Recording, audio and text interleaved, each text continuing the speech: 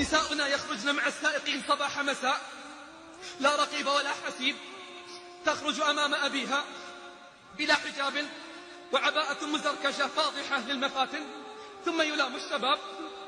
أقول للفتاة: أنت سبب من الأسباب، خلعت الأدب والحياء وخرجت كاسية عارية، ماذا تريدين؟ أتريدين أن تجذبي أنظار الرجال؟ أما علمت أنك لست لكل الرجال؟ أنت لرجل واحد هو زوجك، وإن لم تكوني زوجة فأنت في مرحلة الاستعداد للزواج. قال مستشرق لرجل مسلم: لماذا تلبس نساؤكم الحجاب؟ قال: لأن نساءنا لا يرغبن أن ينجبن من غير أزواجهن. فهمتي؟ اسمعي ماذا تقول الإحصائيات. نعم بارك الله فيك. اسمعي ماذا تقول الإحصائيات عن عدد الأطفال اللقطاء، يعني أولاد الزنا والسفاح، الذين عثر عليهم في المزابل وفي الصناديق أمام المساجد.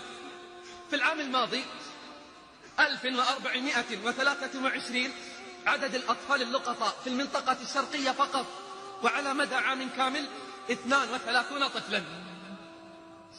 أما في عامنا الحالي 1424 وعلى مدى 6 أشهر فقط على بداية العام، عدد الأطفال اللقطاء في المنطقة الشرقية بلغ 48 طفلا فقط في هذه المنطقة.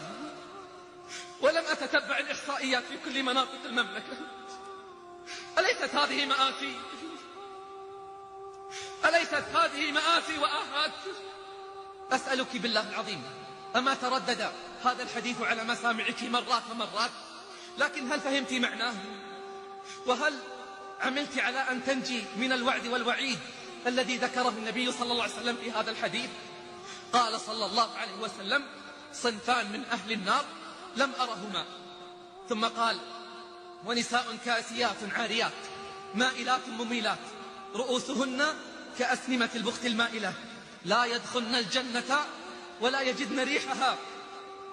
اسمعي بارك الله فيك: لا يدخلن الجنة ولا يجدن ريحها، وإن ريحها ليوجد من مسيرة كذا وكذا. رواه مسلم. وفي رواية: العنوهن فإنهن ملعونات. أسمعتي؟ هل استشعرت عظيم الأمر والخطر؟ لا يدخلن الجنة ولا حتى يجدن ريحها.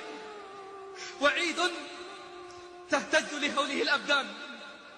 ثم في قوله: العنوهن فإنهن ملعونات، والله إنها لدعوة تخشاها العقول قبل القلوب.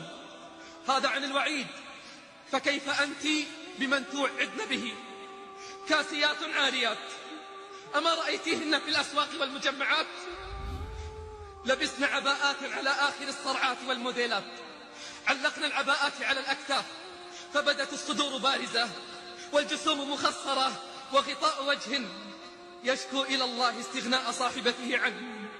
ما درت أن الحجاب والعباءة ليس للزينة، إنما لستر الزينة وإخفائها. أسألك بالله، أهذه العباءات الفاضحة تليق بحفيدات عائشة وفاطمة؟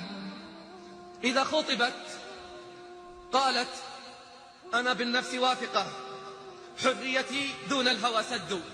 قلت أنا: ضدان يا أختاه ما اجتمعا، دين الهوى والفسق والصد. والله ما أزرى بأمتنا إلا ازدواج ما له حد.